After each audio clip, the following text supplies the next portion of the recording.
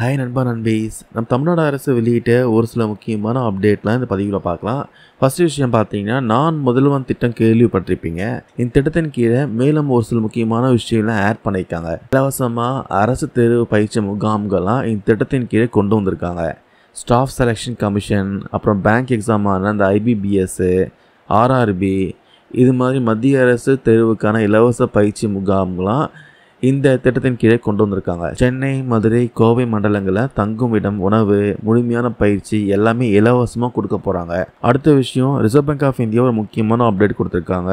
கடனை முன்கூட்டியே செலுத்தினா அதுக்கான கட்டணம் எல்லாமே கேன்சல் பண்ணிட்டாங்க. 2026 ஜனவரி 1ஆம் தேதி முதல் பேங்க்கில் கடனை முன்கூட்டியே அடைத்தா எந்த கட்டணமும் கிடையாது சொல்லியிருக்காங்க. ஃப்ளோட்டிங் ரேட் கடன்களுக்கு மட்டுமே இது பொருந்தும் சொல்லியிருக்காங்க.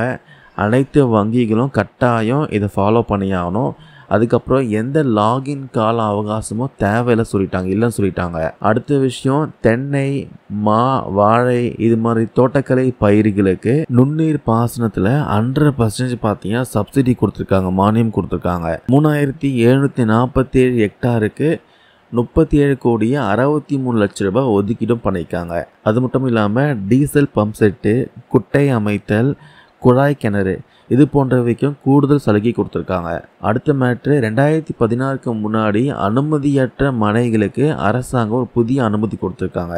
2025 ஜூலை 1ஆம் தேதி முதல் ஆன்லைன்லேயே இதுக்கு அப்ளை பண்ணலாம் சொல்லியிருக்காங்க. இதுக்கான காலக்கெடு பார்த்தீங்கன்னா 2026 ஜூன் 30க்குள்ளே நீங்கள் பண்ணியிருக்கணும். ஜூலை 1ஆம் தேதி முதல் இதுக்கு நீங்கள் ஆன்லைனில் அப்ளை பண்ணி அனுமதி பெற முடியும்.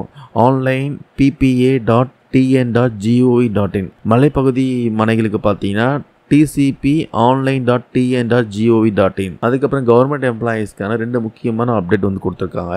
மேரேஜ் அட்வான்ஸ் பார்த்தீங்கன்னா பெண், ஆண் அரசு ஊழியர்கள் எல்லாருக்குமே பொதுவாக 5 lakhs வரைக்கும் இன்க்ரீஸ் பண்ணியிருக்காங்க. கவர்மெண்ட் ஆர்டரும் பாஸ் பண்ணியிருக்காங்க. இதுக்கு முன்னாடி 5000 ரூபாவாக இருந்துச்சு.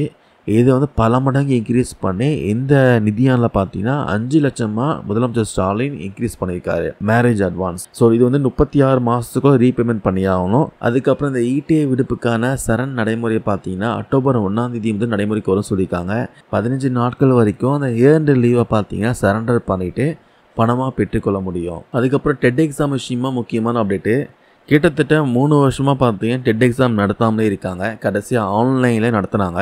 3 வருஷம் ஆகியும் டெட் எக்ஸாமே நடத்தாமலே இருக்காங்க. இது விஷயமா அமைச்சர் அன்பில் மகேஷ் பொய்யாமொழி என்ன சொல்லியிருக்காருன்னா, டெட் எக்ஸாமுக்கான அப்டேட்டு சீக்கிரமாக வெளியாகும் சொல்லியிருக்காங்க. மிக விரைவில் அதற்கான அறிவிப்பு வெளியாகும் சொல்லியிருக்காரு. ஸோ டெட் எக்ஸாம் விஷயமா ஃபைனலாக ஒரு பாசிட்டிவான ஒரு அப்டேட் கொடுத்துருக்காங்க. மேபி இந்த வருஷத்துக்குள்ள நடத்தி அட்லீஸ்ட் அடுத்த வருஷத்துக்குள்ள போஸ்டிங் கொடுத்தா நல்லாயிருக்கும். வெயிட் பண்ணி பார்க்கலாம். இந்த பதிவில் நான் ஷேர் பண்ண அப்டேட் எல்லாருக்குமே யூஸ்ஃபுல்லாக இருக்கும்னு நினைக்கிறேன். இது பற்றி உங்களோட கருத்துக்கள், டவுட் எதுனா இருந்தால் கமெண்ட் பண்ணுங்கள். தேங்க்யூ நண்பா நண்பீஸ்.